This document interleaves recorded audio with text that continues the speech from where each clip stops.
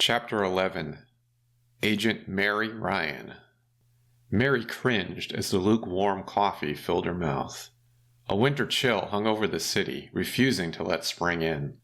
She pushed through the glass doors of the Northeastern FBI field office, drinking the wretched-tasting brew anyway.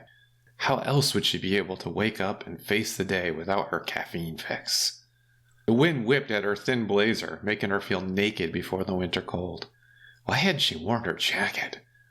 Stupid meteorologists always get the forecast wrong. A cloudy horizon swallowed the city's concrete, gray skyline. The weather matched her mood in the drab decor inside the government building. She nodded to Martinez at the security desk, flashing her badge with a flair born out of years of experience. Why did a building full of armed agents need a retired cop to guard the entryway? Government efficiency at its best. After 10 years, her routine had become both a comfort and a curse. Every morning, she stopped at the same crappy coffee shop, passed through the same security checkpoint, and took the same elevator to the 4th floor. She ignored the blank faces pretending not to watch her pass, hoping for a breakthrough. They called her Hurricane Mary behind her back. Mary heard the whispered taunts, ignoring them all the same. They called her too intense, too driven, someone who didn't know when to let go. Let them talk. After the event in her parents' New Haven diner, she never stopped fighting. Not until the last mobster rotted behind bars, even if she preferred to put them down herself. The elevator doors slid open, revealing the organized crime task force bullpen. Harsh office lighting washed over the dreary gray cubicles, driving out the gloom from outside. As a senior member of the team, her desk faced the window. The bright lights contrasted with the thick clouds enveloping the city. It looked more like snow than a sunny spring day promised in the weather report. Mary cursed the bubble-headed bleach blonde who delivered the forecast. Why did she keep watching NBC News? She shrugged off her wrinkled navy blazer, revealing a shoulder holster holding her Glock 19 and 4 extra magazines. Time to settle in for another day of trying to connect the dots everyone else seemed content to leave scattered. Mary swept aside yesterday's takeout containers, spreading the latest surveillance photos across her desk. The same faces stared back at her, faces she saw in her nightmares. All of them evil, standing just outside of her reach. Why couldn't she be like Paul Kersey? Pavel Ivanov, outside the sports bar. Giovanni Marino at the marina. Sergey Popov getting into a huge black SUV.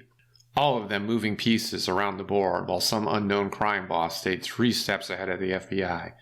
3 steps ahead of her. 10 damn years and you're all still ghosts. How will I ever stop them? She pulled up the case file on her computer, hoping to find some connection between them. Money passed through multiple shell companies with offshore ownership. Witnesses forgetting what they saw or disappeared outright. Anonymous tips leaving nowhere. Mary couldn't process the data and find an answer. What had she missed? She turned toward the bulletin board behind her desk. A maze of printouts in red string, all circling around a grainy photo of the crime boss at a charity gala. The only shot they had of him, and you couldn't identify him in it. He knew how to hide in plain sight, taunting them with his presence. As her eyes watched over the picture of a burned car, the smell of burning fuel and melted plastic hit her nostrils. The car bomb killed a key witness against the mob, triggering another memory that wouldn't fade. A personal memory. Mary, 18 years old, on winter break from John Jay, watching the flames devour Ryan's family diner. She stood helpless in the street, unable to stop the destruction, an impotent onlooker. The heat from the fire turned her face pink like the sun at the beach. Red and blue lights flashed over the crowd of onlookers. Her parents' life's work turned to ash and cinders before her eyes. Tears streaked down their soot-covered faces, leaving streaks of clean skin behind. She'd seen the 3 men in expensive suits standing in the alley. They watched the fire with sneers plastered across their faces. Entertainment for scumbags. One had caught her staring.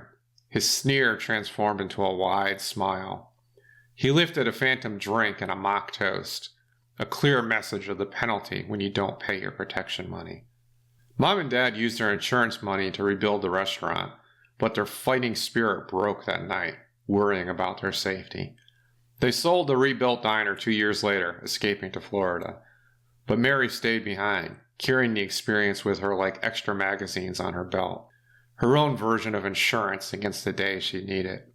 She blinked away the memory, returning her attention to the surveillance photos. The smirking men in the alley from the night now rotting in jail. But others had risen up, continuing to burn down people's dreams. Only she could stop them. Make the connections, Mary. A sharp ping interrupted her dark thoughts, drawing her attention to the agency-issued computer. Mary's eyes locked onto her inbox, wondering who had sent her a message. The FBI's firewall kept the junk out, so she didn't receive many emails. She didn't have time to deal with spam. New message. The subject line made her pulse quicken. Full documentation of Sergey Popov's criminal enterprise. No sender name. Who sent the message? She straightened in her chair. Her heart raced. Years of training and the hope for a breakthrough when her investigation kicked in. Mary had received tons of anonymous evidence throughout the years. None of it admissible in court. But this email came through the FBI's own secured network. Either someone inside the bureau or someone with enough skills to breach their firewalls had sent it. Mary hovered her mouse over the email, wondering if it contained spyware. Standard protocol said to alert IT security before opening any file sent from an unknown sender. Let them scan it for malware first. Run it up the chain of command. Waste another 3 weeks while leads went colder than ice. Her fingers clicked the left mouse button, opening the file before she could stop herself. She'd have evidence or get herself fired for taking out the agency's network. A pop-up script window opened on her monitor. Mary scrambled to hit the X in the upper corner of the window, but it started executing before she could. Encrypted message. Security level maximum. For Agent Mary Ryan's eyes only. Decryption key required. Decryption complete. Another window opened, filled with attachments. Financial records, surveillance photos, GPS coordinates tying the data to Rocky Mount. More actionable intelligence than she had seen in the last 10 years of her investigation. Holy shit, she whispered, leaning closer to her monitor, her eyes taking in all the evidence. Who are you? How did you get this information? Why did you send it to me? Mary grabbed her laptop, bursting through Jefferson's office door, not bothering to knock. Her boss, Thomas Jefferson, looked up from a stack of paperwork, his reading glasses perched on the edge of his nose and his sneer bending his lips. This is it, she said, storming toward his desk. We've got him. Jefferson removed his glasses, glaring at her with his beady eyes. Got who, Agent Ryan? Sergey Popov. She thrust the laptop screen in front of his face, pointing at the open window. Financial records, surveillance photos, GPS coordinates linking the evidence back to Rocky Mount. Someone just sent it through the FBI's secure network. Anonymous source? Jefferson scoffed. His expression turned sour. Yes, but... Through the agency's network? He stood. Did you alert IT? All intrusions need to be reported immediately. Look at the data first. Mary opened a document on the screen. They're shell companies showing the money trails. It's all the data that we've been missing. Jefferson sat studying the screen, his jaw tightening. Circumstantial. All of it. We'd be laughed at in court if we brought this forward. And the data is potentially compromised.